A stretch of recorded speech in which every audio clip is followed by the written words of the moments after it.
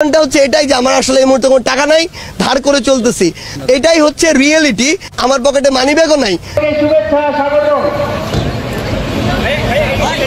সার্জিস কিছুদিন আগেই বলেছিলেন যে তার পকেটে মাত্র 2-3 হাজার টাকা থাকে, এমনকি ধার করেও চলতে হয়। কিন্তু আজ আমরা দেখছি তার বিশাল শোডাউন। এত বড় আয়োজনে যে বিপুল পরিমাণ অর্থ ব্যয় হয়েছে, সেই অর্থ সে কোথায় পেল? এটি কি হঠাৎ করে আকাশ থেকে নেমে এলো, নাকি এর পেছনে কোনো গোপন ফান্ডিং কাজ করছে?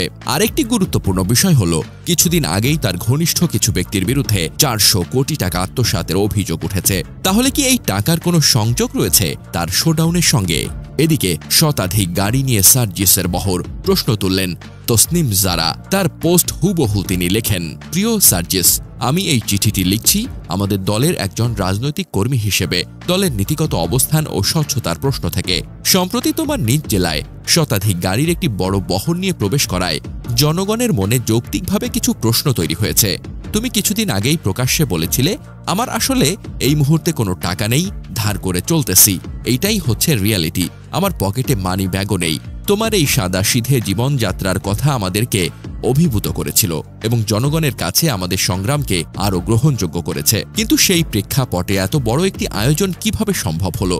এর অর্থায়ন ও ব্যবস্থাপনা কিভাবে হয়েছে তা নিয়ে মানুষের মনে প্রশ্ন আসাটা স্বাভাবিক। আমাদের দল স্বচ্ছতা, সততা ও জবাবদিহিতার ভিত্তিতে একটি নতুন রাজনৈতিক সংস্কৃতি গড়ে তোলার যে প্রতিশ্রুতি দিয়েছে, সে জায়গা থেকে এসব প্রশ্নের স্পষ্ট ও নির্ভরযোগ্য উত্তর দেওয়া আমাদের সবারই দায়িত্ব।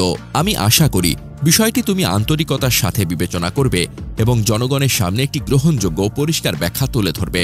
এতে জনগণের কাছে দলের ভাবমূর্তি আরও শক্তিশালী হবে বলেই আমার বিশ্বাস।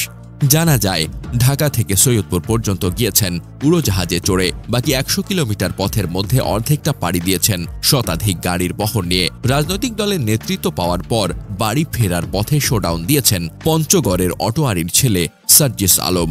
গত মাসে নতুন দল জাতীয় নাগরিক পার্টির মুখ্য সংগঠক হয়েছেন তিনি। সার্জিস আলম রাজনৈতিক দল গঠনের পর প্রথমবারের মতো নিজ জেলা পঞ্চগড়ে এসেছেন সোমবার। শতাধিক গাড়ি বহর নিয়ে পঞ্চগড়ের 5টি উপজেলা সফর করেছেন তিনি। সার্জিস আলম ঢাকা থেকে উড়োজাহাজে করে সৈয়দপুর বিমানবন্দরে পৌঁছান বেলা 11:30টার দিকে। সেখানে কয়েকটি গাড়ি নিয়ে তার ঘনিষ্ঠজনেরা অপেক্ষা করছিলেন। বিমানবন্দরে সাংবাদিকদের সঙ্গে কথা বলে পঞ্চগড়ের উদ্দেশ্যে রওনা হন তিনি। দুপুরে তিনি দেবীগঞ্জ সদরের ফার্মগেট এলাকায় পৌঁছান। সেখানে জেলার 5 উপজেলা থেকে শতাধিক গাড়ির বহর নিয়ে আসা এনসিপির নেতাকর্মীরা তাকে স্বাগত জানান।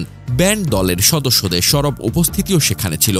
পরে সেখান থেকে তিনি ছাদখোলা গাড়িতে দাঁড়িয়ে দেবীগঞ্জ উপজেলা শহরের বিজয় চত্বরে যান। সেখানে একটি পথসভায় বক্তব্য দেন সার্জিস আলম।